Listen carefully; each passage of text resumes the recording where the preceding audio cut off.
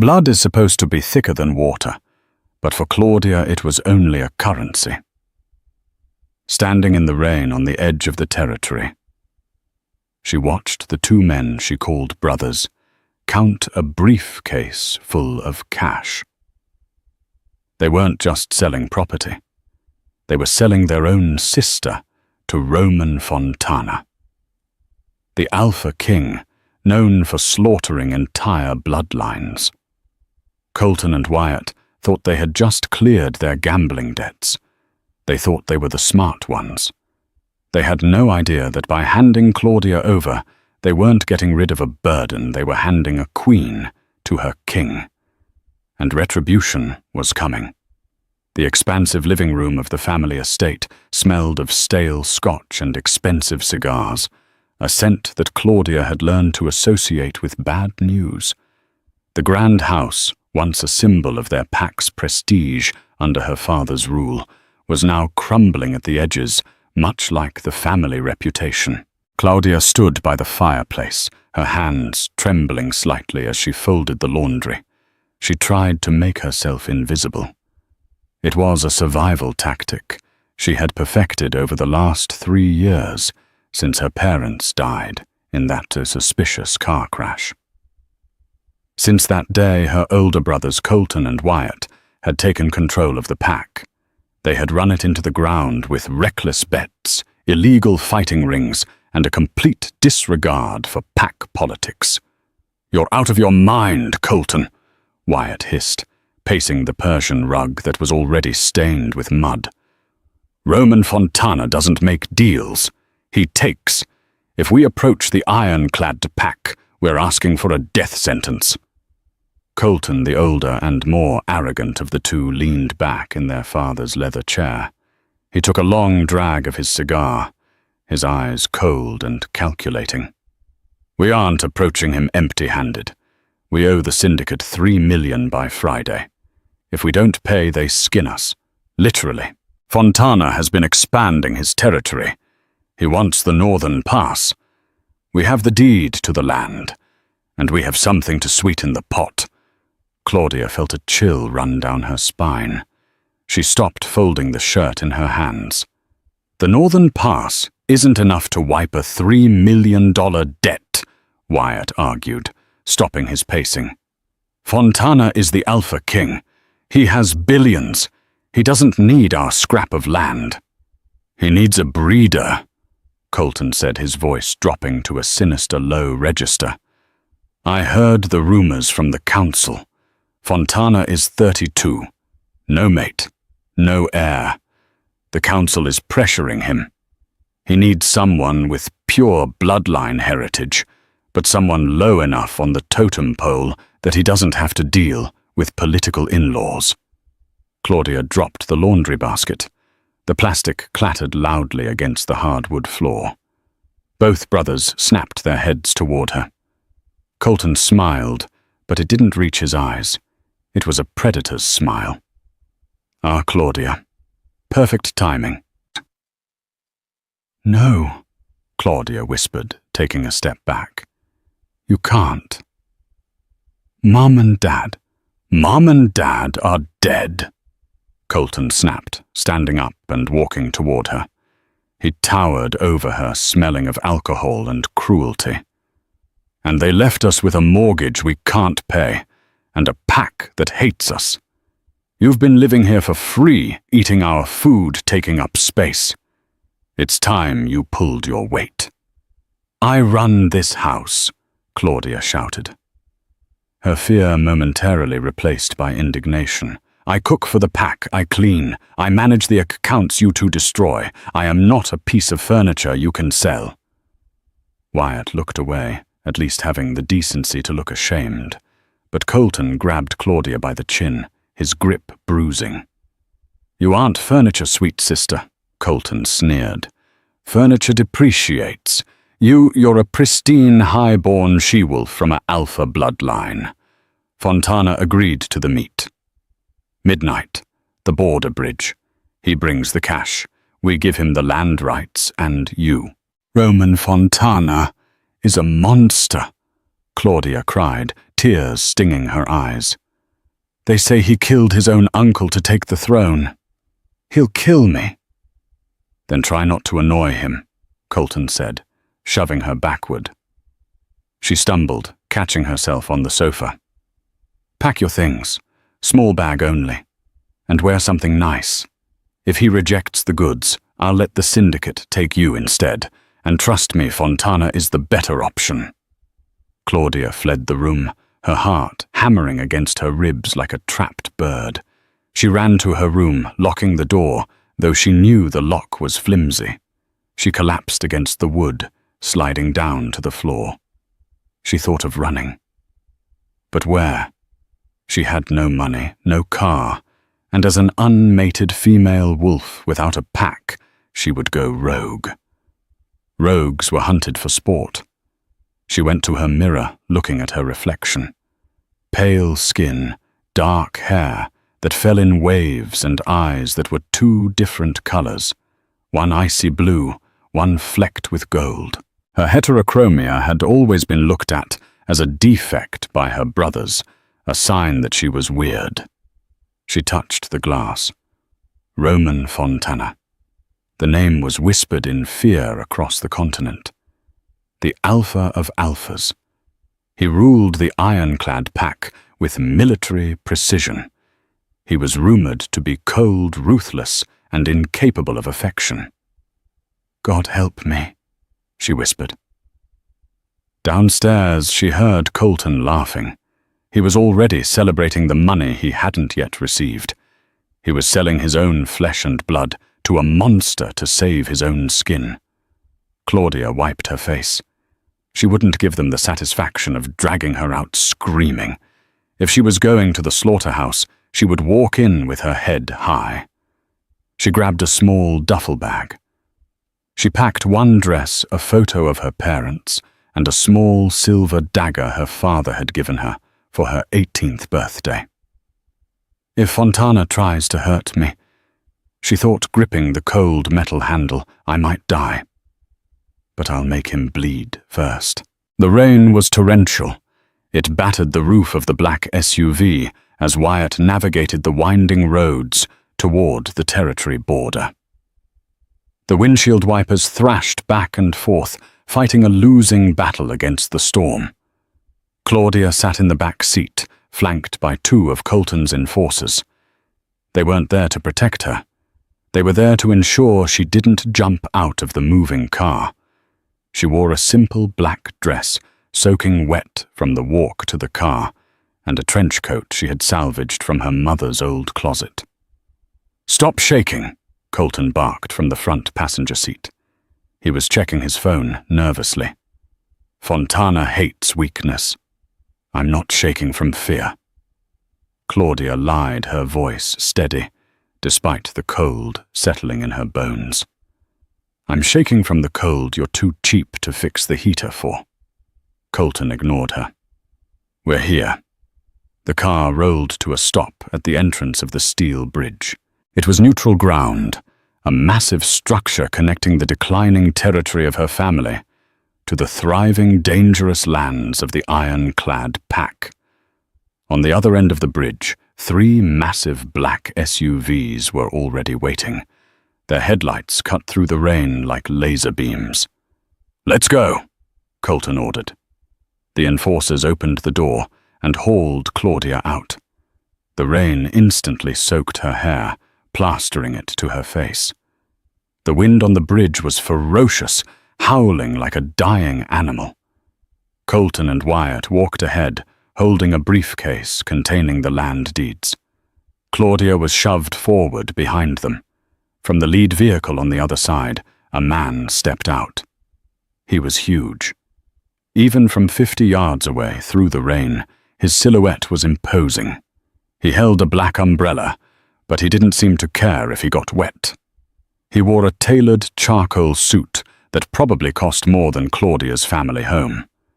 He was flanked by 4 guards, each looking like a special ops soldier. Colton's confident strut faltered as they got closer. The aura radiating from the man in the suit was suffocating. It was pure alpha power, dominant, ancient, and terrifying. This was Roman Fontana. He had sharp, angular features, jawline cut from granite, and hair as black as a raven's wing. But it was his eyes that froze Claudia in place. They were the color of molten steel, glowing faintly in the darkness. Colton stopped 10 feet away. He had to shout over the wind. "Alpha Fontana. We have the deeds, and the girl as discussed." Roman didn't look at the deeds. He didn't look at Colton. His eyes were locked on Claudia. Claudia felt a strange sensation in her chest. It wasn't the fear she expected. It was a pull, a magnetic snap like a rubber band being pulled tight. Her wolf, usually dormant and quiet, due to her depression, suddenly woke up and scratched at the surface of her mind. "Mate," her wolf whispered. Claudia gasped, the sound lost in the wind. "No. It's impossible." Roman took a step forward. His guards tensed, but he waved them off.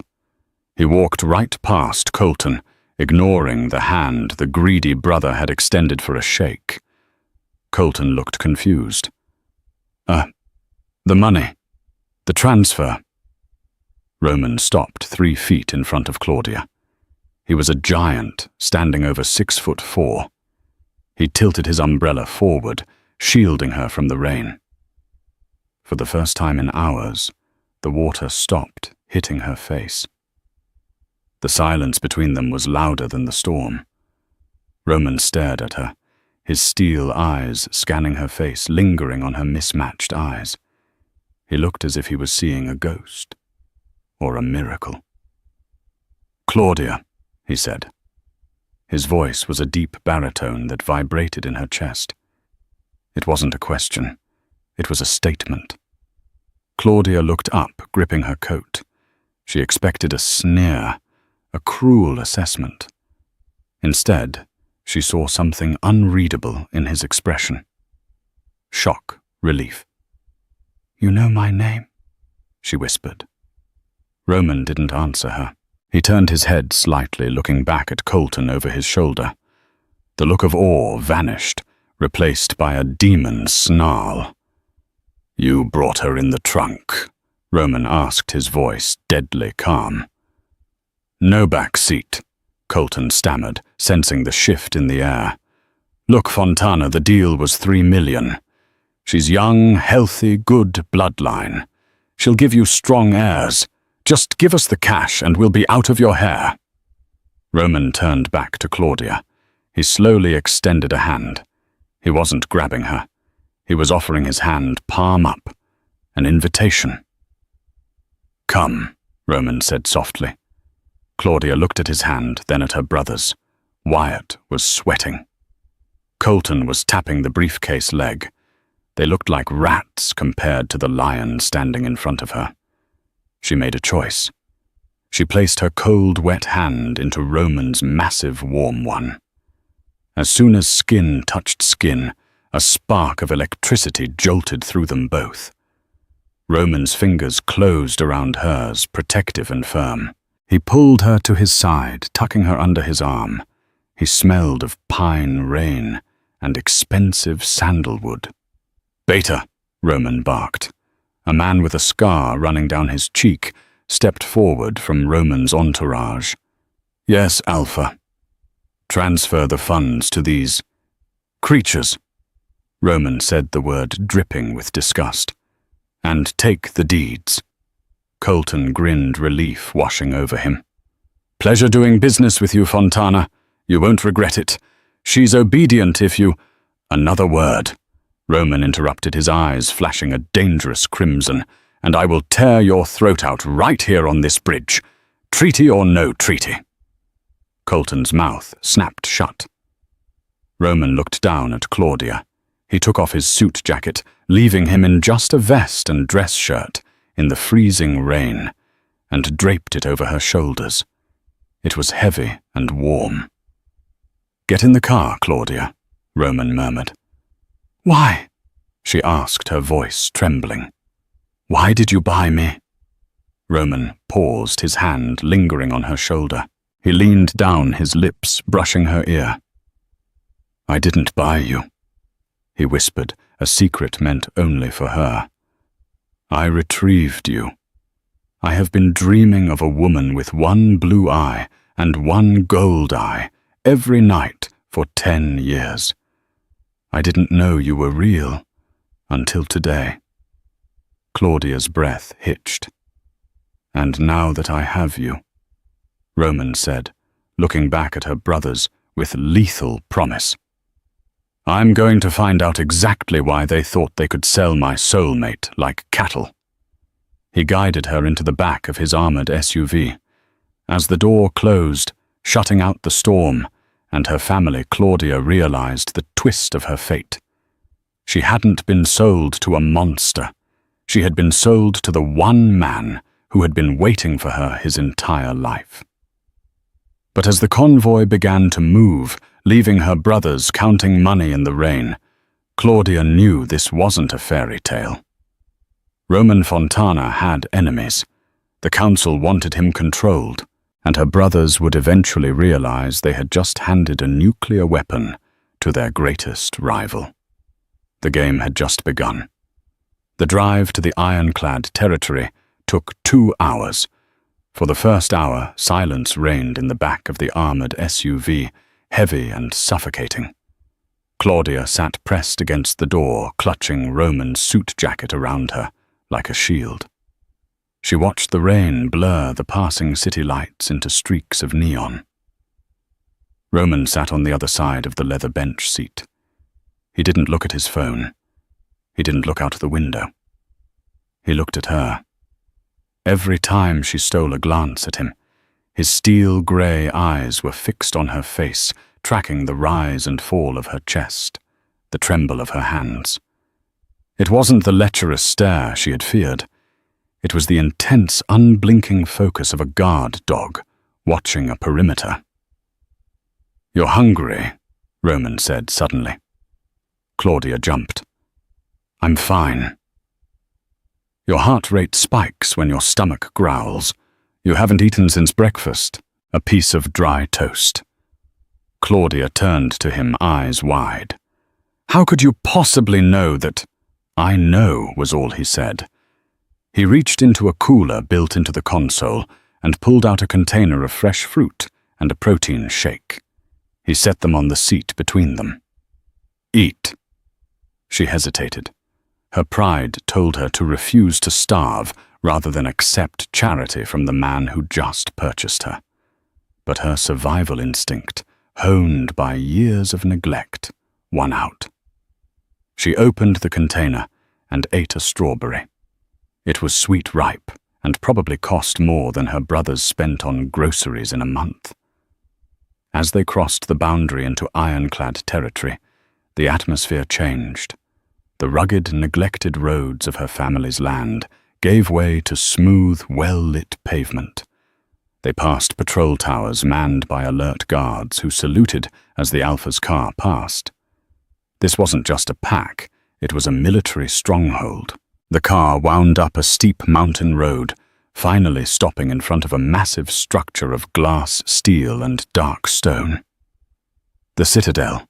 It was modern, architectural, and imposing, perched on a cliff overlooking the entire valley. "Welcome home," Roman murmured as the driver opened the door. Claudia stepped out, overwhelmed by the sheer scale of the place. Dozens of pack members were lined up on the steps. Maids, guards, administrative staff. They all bowed their heads as Roman approached, baring their necks in submission. But when their eyes darted to Claudia, she saw the confusion. She saw the judgment. Who is this stray?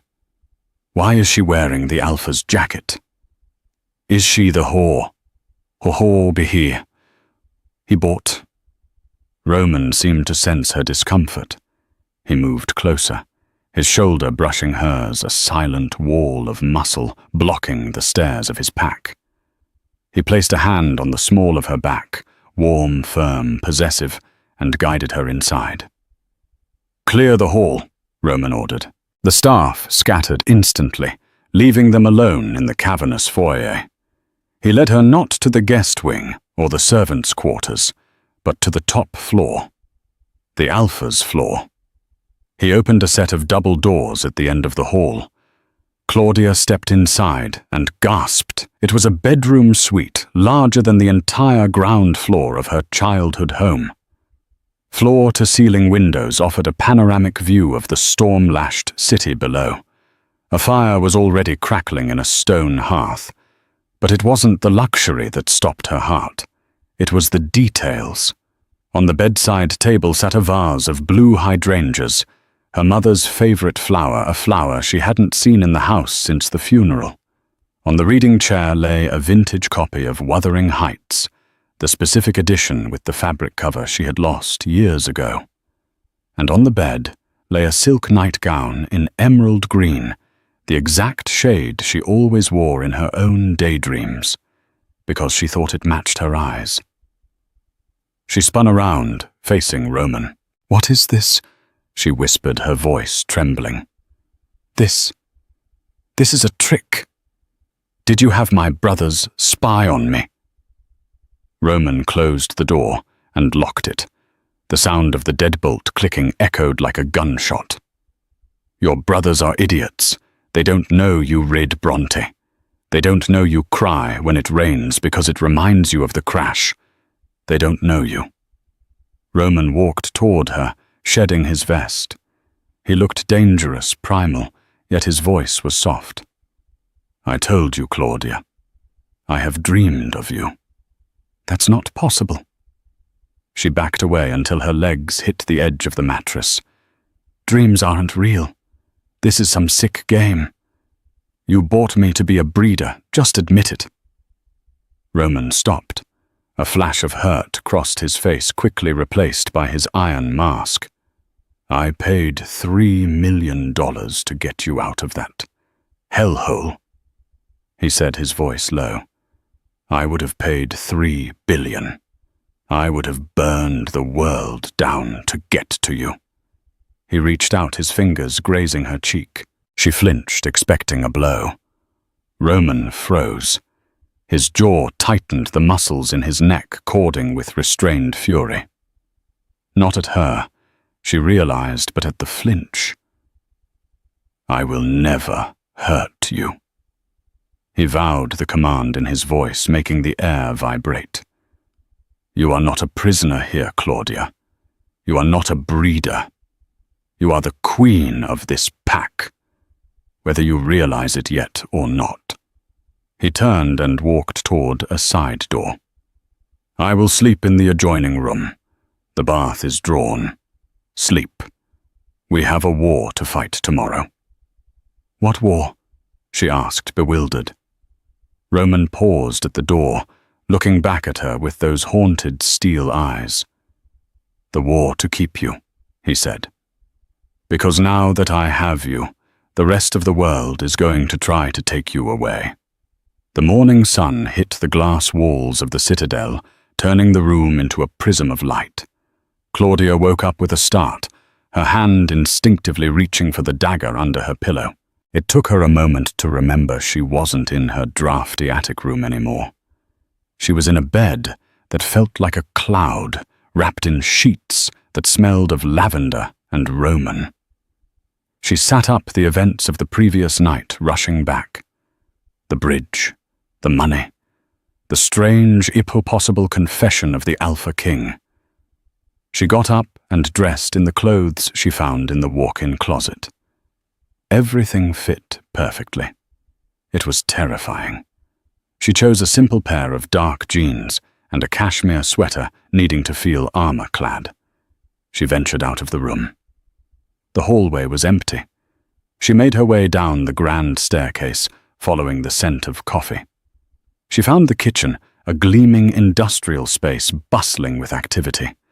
Cooks were chopping, frying, and plating. As soon as she walked in, the noise stopped. 20 pairs of eyes turned to her. Silence stretched, thick and uncomfortable. "Can I help you?" The voice came from behind her. Claudia turned to see a tall, striking woman leaning against the door frame. She had short blonde hair and a scar running through her eyebrow. She wore the tactical black gear of the pack's elite guard. "I was looking for coffee," Claudia said, keeping her chin high. The woman smirked. It wasn't a friendly smile. "The Alpha's pet wants coffee. Grab a cup, princess. But don't get comfortable. The last girl Roman brought home lasted 3 days before the politics ate her alive." Claudia felt a flush of anger. "I'm not a pet."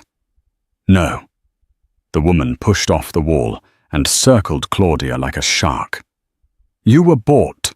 We all saw the transfer. 3 million for a reject from a failing pack. Do you know how many soldiers that money could have equipped? How many mouths that could have fed? And instead, Roman buys a pretty face with a defective eye." Claudia's hand went to her face self-consciously. The woman, seeing the weakness, lunged, not to hit her, but to intimidate.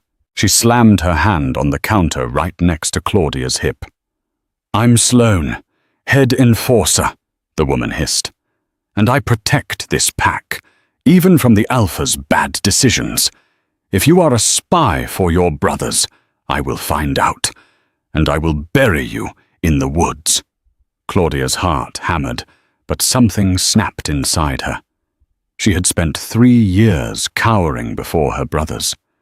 She was done cowering. She turned slowly, picking up a ceramic mug of hot coffee from the counter. She looked Sloane dead in the eye. "My brothers sold me because they are weak men who fear power." Claudia said, her voice steady. "If you think I'm loyal to them, you're the idiot. And if you think you can bully me, you should know that I lived in a house with 2 monsters for 3 years, and I'm still standing. You're just a woman with a bad haircut and a loud mouth." Sloane's eyes widened. The kitchen staff gasped. Sloane growled, her hand twitching toward the knife at her belt. "You little..." "Sloane." The single word cracked through the room like a whip. Roman stood in the doorway. He was dressed in a dark suit, holding a tablet. He didn't look angry. He looked bored, which was somehow worse. "Alpha," Sloane snapped to attention, though her glare remained on Claudia. "I was just vetting the asset." "She is not an asset," Roman said, walking into the room. The air temperature seemed to drop 10 degrees. He stopped beside Claudia, looming over Sloane. "And if you ever threaten her again, you will be stripped of your rank and sent to patrol the perimeter with the Omegas. Do I make myself clear?" Sloane clenched her jaw. "Crystal clear, Alpha." She shot one last hateful look at Claudia and stormed out. Roman turned to Claudia. He studied her face, looking for cracks. "Did she hurt you?" "No," Claudia said, taking a sip of her coffee to hide the shaking of her hands. "She just thinks I'm a waste of money." "She's jealous," Roman said dismissively. "And she's wrong." "Is she?" Claudia challenged. "You still haven't explained why me. Why the dreams? Why the obsession?" Roman sighed. "Come with me." He led her through the house to a heavy oak door at the back of the first floor. He unlocked it with a biometric scanner. Inside was a studio. It smelled of oil paint and charcoal. Claudia stepped in and felt the breath leave her lungs. The walls were covered in canvases, hundreds of them, and every single one of them was her. There were sketches of her sleeping, paintings of her laughing a laugh she hadn't laughed in years. There was a painting of her as a child, playing in a garden she vaguely remembered. There was a drawing of her eyes, the blue and the gold, rendered in hyper-realistic detail. Some of the paintings showed her in places she had never been, wearing a crown, holding a sword, standing on a cliff overlooking a burning city. "I started seeing you when I was 22, Roman said from behind her.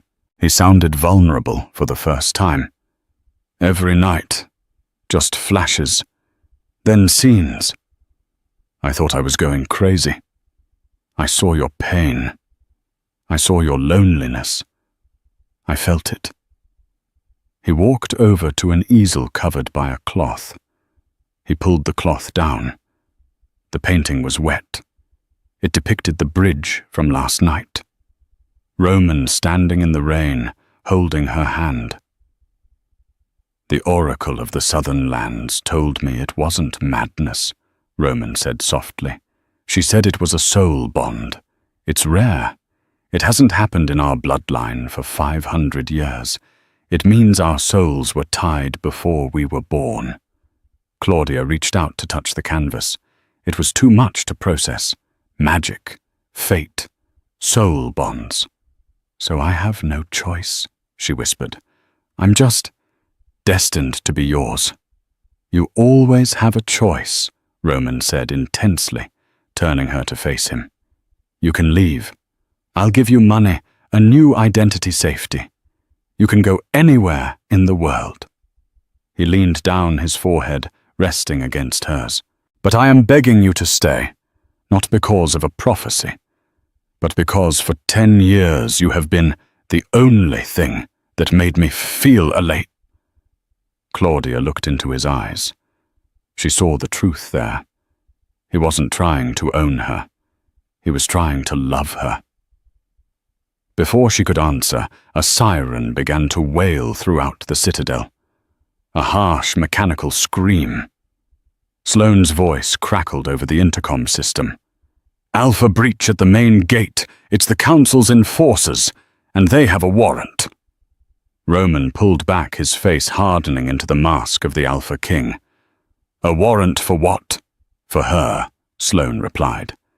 They claim Claudia is a fugitive wanted for the murder of her parents. Claudia gasped, grabbing Roman's arm.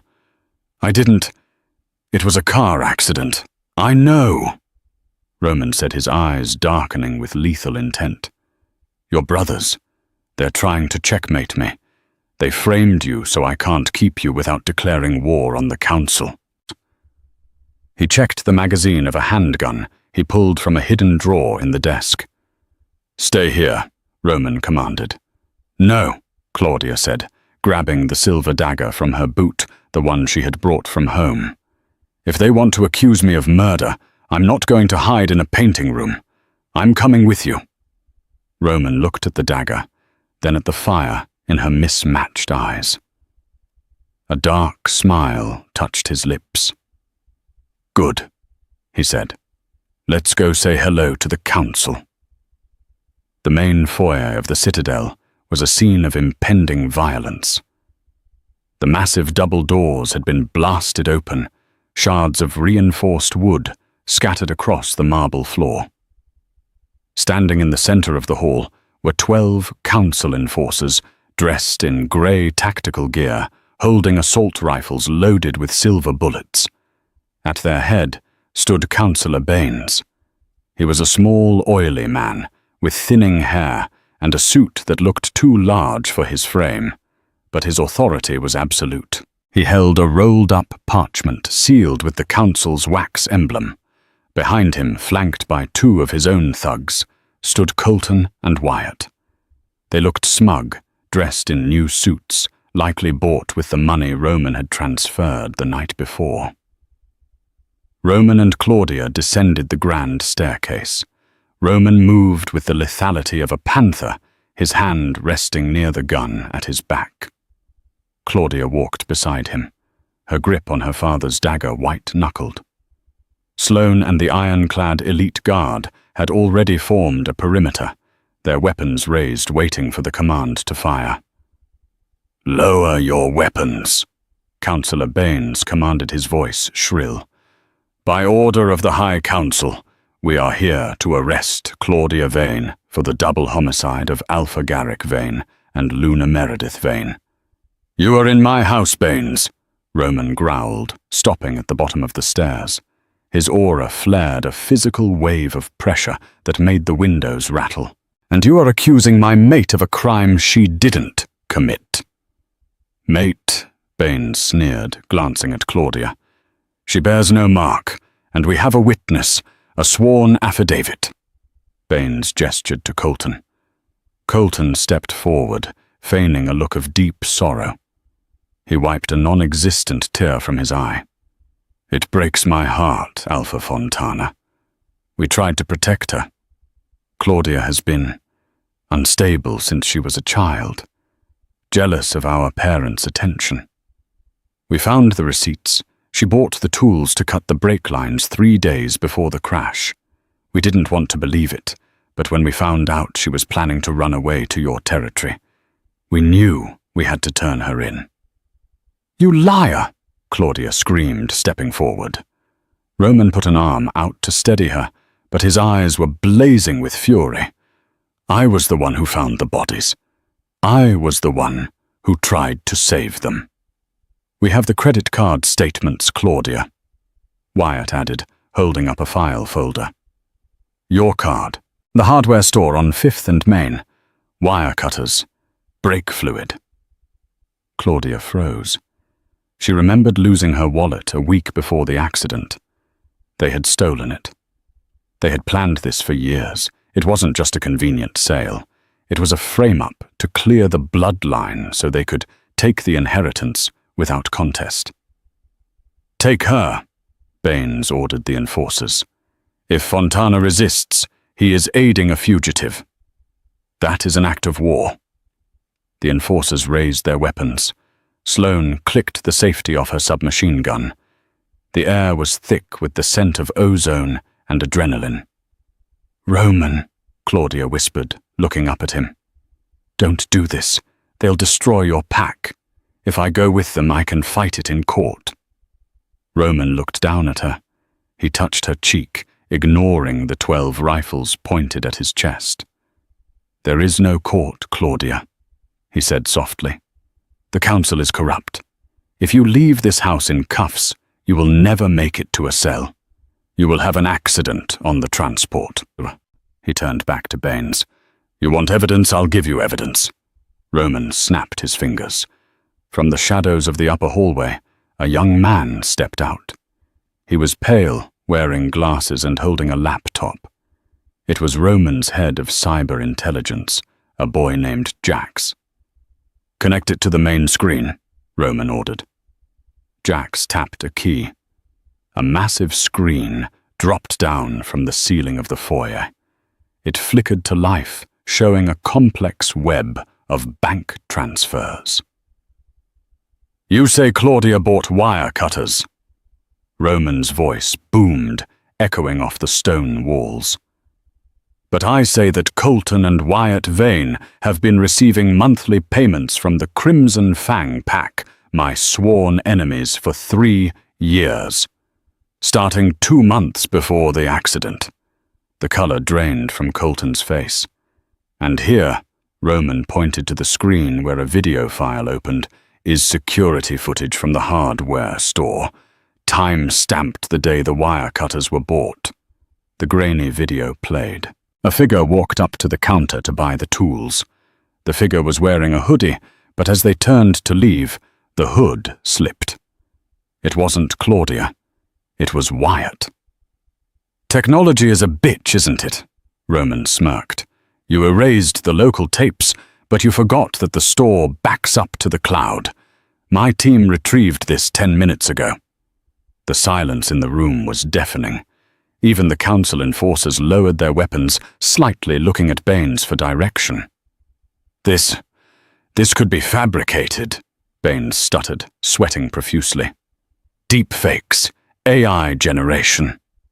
"There is one more thing," Claudia said, her voice ringing out clear and strong. She stepped away from Roman, standing alone in the center of the room. She looked at her brothers with pure hatred. "The insurance policy," she said. Colton flinched. "Shut up, Claudia." "Mom and Dad had a life insurance policy worth 10 million, Claudia continued, turning to Baines. "But there was a clause. If they died by foul play, the money goes into a trust until the killer is found. If they died by accident, it pays out immediately to the sons." She pointed a shaking finger at Colton. "You needed it to look like an accident to get the cash. But when the investigator ruled it inconclusive, the money got locked up. That's why you're in debt. That's why you sold me. And that's why you're framing me now, because if I'm convicted of murder, the foul play clause is satisfied. But since I'm the killer, I get nothing, and the remaining assets go to the next of kin. You." Claudia turned to Baines. "Check the policy. Vane Family Trust Account 8842. It's all there." Baines looked from Claudia to the sweating brothers. The narrative was shifting. The enforcers were now looking at Colton and Wyatt with suspicion. "Arrest them!" Roman commanded, his voice like the strike of a gavel. "No!" Colton screamed, pulling a handgun from his jacket. He didn't aim at Roman. He knew he couldn't kill an alpha. He aimed at Claudia. The gunshot was deafening in the enclosed space. Time seemed to slow down. Claudia saw the muzzle flash. She saw the madness in her brother's eyes. She braced for the impact, closing her eyes. But the pain never came. A wall of darkness slammed into her, knocking her to the floor. She hit the marble hard, the air leaving her lungs. When she opened her eyes, she wasn't looking at the ceiling. She was looking at Roman's back. He stood over her, his arms spread wide. A growl started low in his chest, a sound so deep it vibrated through the floorboards. Roman turned slowly. On his left shoulder, the pristine white dress shirt was turning red. "You shot me," Roman said. His voice wasn't human anymore. It was the voice of the wolf. Colton's hand shook so hard, the gun clattered to the floor. I didn't mean... She moved. "You shot an Alpha King in his own home," Sloane shouted, raising her weapon. "Kill them all." "Hold!" Roman roared. The command froze everyone in place. Even Baines looked terrified, backing away toward the door. Roman reached up and ripped his shirt open. The bullet had grazed his deltoid, a flesh wound, but the blood was flowing freely. But as they watched, the wound began to knit together, steam rising from his skin as his alpha healing factor kicked in. Roman's eyes were glowing a brilliant, blinding silver. "You wanted a trial," Roman said, stepping toward Colton. Every step cracked the marble beneath his feet. "You wanted justice. I grant it." He grabbed Colton by the throat. He lifted the grown man into the air with one hand as if he weighed nothing. "The circle of truth," Roman declared. A gasp went through the room. The circle of truth was an ancient barbaric ritual. It hadn't been invoked in decades. "Alpha Fontana," Baines squeaked. "That is highly irregular. We have courts." "Your courts are bought." Roman threw Colton across the room.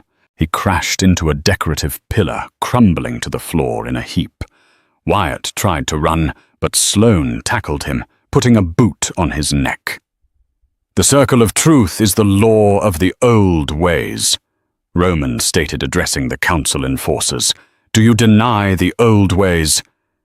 The enforcers shook their heads rapidly. To deny the old ways was blasphemy.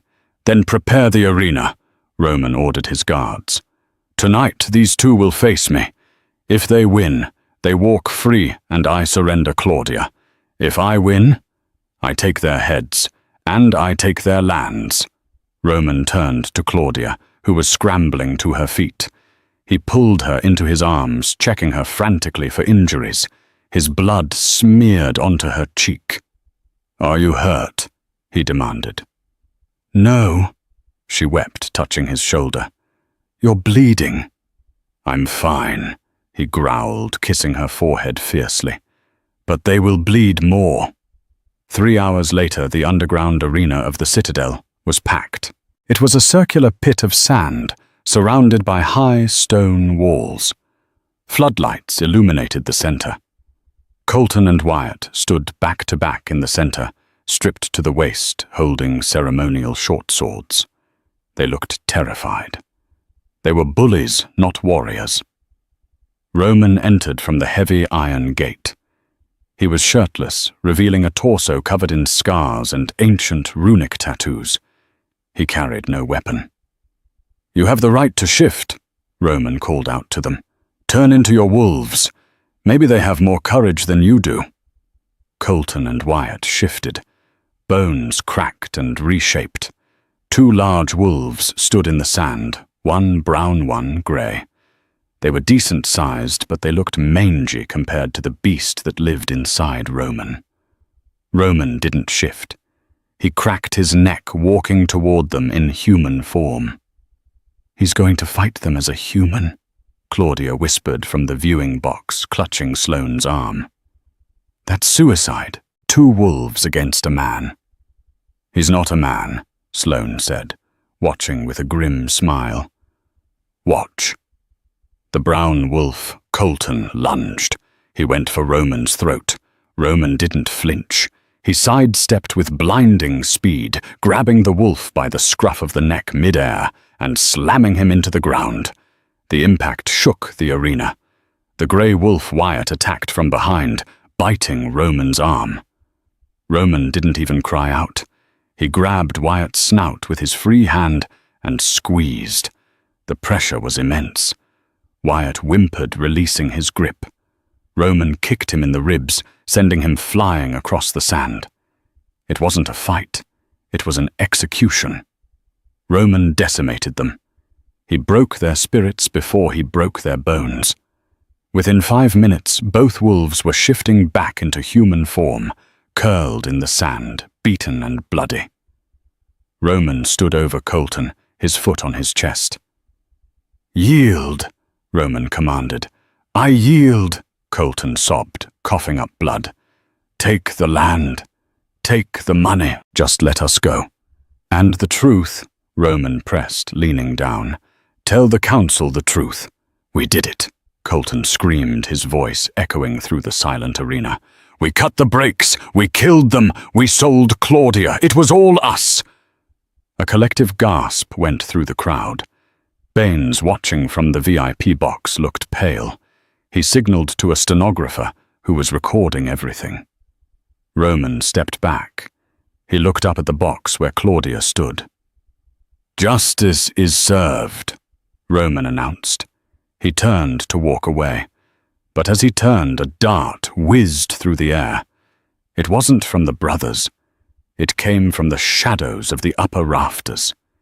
It hit Roman in the neck. He stumbled, reaching for the dart. He pulled it out, looking at the purple liquid on the tip. Wolfsbane, highly concentrated. "Roman!" Claudia screamed. Roman fell to his knees, his vision blurred. The sand rushed up to meet him. As he lost consciousness, he saw the brothers smiling, and he saw Baines smirking. The circle of truth was a distraction. This was the real trap. The brothers hadn't come alone. The Crimson Fang assassins were in the building. Sloane roared orders and gunfire erupted in the arena. Claudia watched in horror as Roman collapsed completely. She didn't think. She didn't wait. She vaulted over the railing, dropping 10 feet into the sand pit. She landed badly, rolling her ankle, but she scrambled toward Roman's fallen body. Colton, sensing an opportunity, grabbed his discarded sword. He staggered up, raising the blade over Roman's unconscious form. "Goodbye, Alpha," Colton rasped. Claudia threw herself over Roman, shielding him with her body. She pulled the silver dagger from her boot. "Touch him!" Claudia snarled, her eyes flashing, not blue and gold, but a terrifying uniform violet. "And I will burn this entire city to the ground." Colton paused.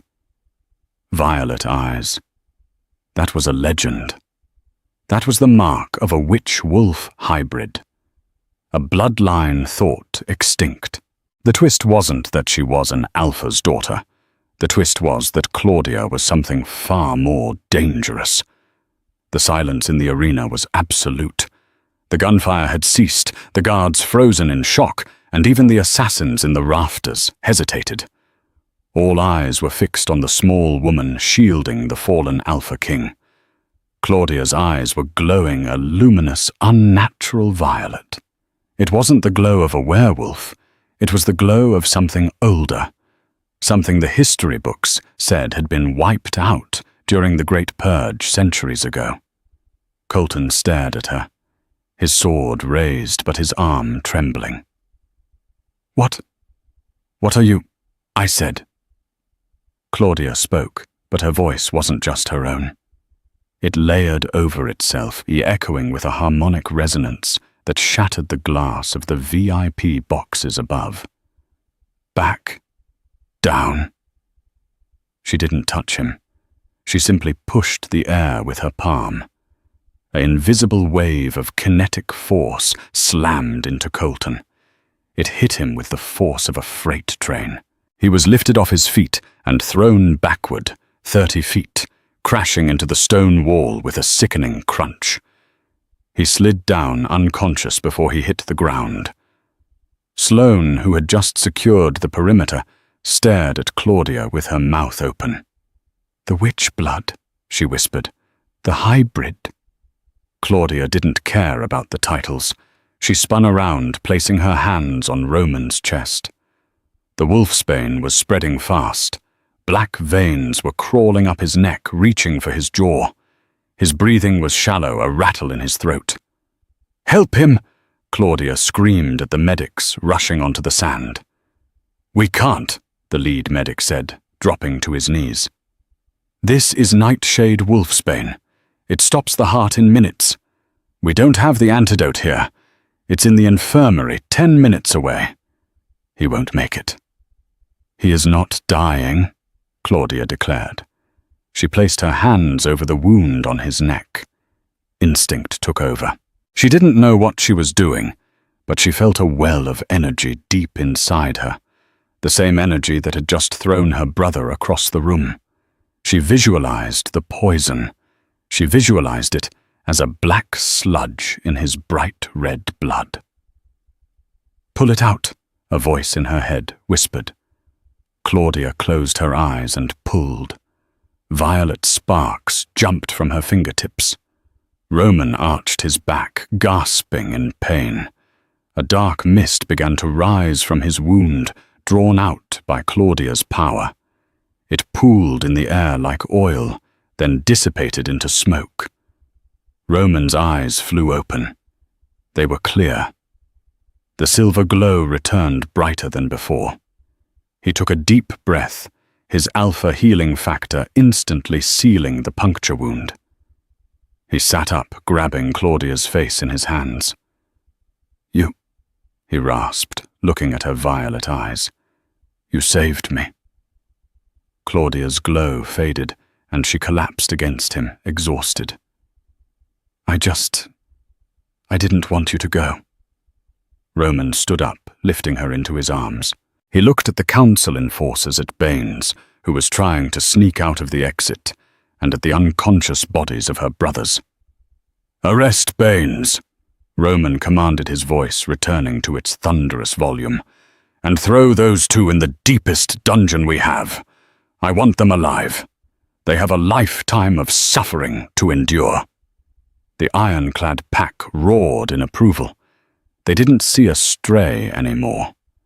They didn't see a bought bride. They saw a Luna who had stared down death and won. 1 month later, the citadel was transformed. The dark, militaristic atmosphere had softened. Fresh flowers lined the hallways, blue hydrangeas specifically. Claudia stood on the balcony of the Alpha's suite, looking out over the territory. It was autumn, and the trees were turning gold. She wasn't just Claudia Vane anymore. She was Claudia Fontana, the Luna of the ironclad pack. The last month had been a whirlwind. The council, terrified of the revelation that a witch-wolf hybrid existed, had immediately dropped all charges. Baines was in prison for corruption and conspiracy. Her brothers were in a maximum security containment facility for the criminally insane. They would never see the sun again. And Claudia was learning. She was training with Sloane not just in combat, but in controlling her newfound abilities. It turned out her mother's bloodline carried the recessive gene of the ancient seers witches who bonded with wolves. It explained the heterochromia. It explained why her family had always treated her like an outcast. They feared what she might become. Arms wrapped around her waist from behind. Roman rested his chin on her shoulder. "What are you thinking about?" he asked, kissing the spot behind her ear. "I'm thinking about the bridge," she said, leaning back into him. "I'm thinking about how terrified I was. I thought my life was over." "Your old life was over," Roman corrected gently. "That was the night your real life began." He turned her around. He looked tired, but happy. The war for his borders had calmed down. No one wanted to mess with the Alpha King and his witch queen. It was a deterrent more powerful than any army. "I have a surprise for you," Roman said. He reached into his pocket and pulled out a small velvet box. "You already gave me a ring," Claudia laughed, flashing the massive diamond on her left hand. "This isn't a ring," Roman said. He opened the box. Inside was a key, an old iron key. "What is this?" "It's the key to your childhood home," Roman said. "I bought the debt. I foreclosed on your brothers. The house is yours. You can burn it down. You can sell it. Or you can turn it into the shelter for rogue women you talked about wanting to start." Claudia stared at the key. Tears welled in her eyes. It was the ultimate act of reclaiming her past. The house that had been a prison could now be a sanctuary for others. "You did that for me. I told you, Claudia," Roman said, pressing the key into her palm and closing her fingers over it. "I dreamt of you for 10 years. But the reality is so much better than the dream." Claudia stood on her tiptoes and kissed him. It wasn't the kiss of a scared girl in the rain. It was the kiss of a woman who knew her worth. She had been sold for $3 million, but she had become priceless. Roman deepened the kiss, growling softly against her lips. "Ready to go inside, my queen?" Claudia smiled, her eyes flashing a brief, playful violet. "Lead the way, my king." Claudia's journey from a pawn in her brother's cruel game to the most powerful Luna in the werewolf world proves that value isn't determined by how others treat you, but by the power hidden within. Colton and Wyatt thought they were discarding trash, but they handed over a treasure that would bring the ironclad pack into a new golden age. In the end, Roman didn't save Claudia. They saved each other. It's a reminder that sometimes the hardest roads lead to the most beautiful destinations, and true love recognizes you even when you can't recognize yourself. If you enjoyed this story of betrayal magic and sweet revenge, please hit the like button. It really helps the channel. What did you think of Claudia's secret power? Let me know in the comments if you want to hear more stories about the Witch Wolf bloodline. And don't forget to subscribe and ring the notification bell so you never miss a daily dose of drama. Thanks for listening. Listen for war.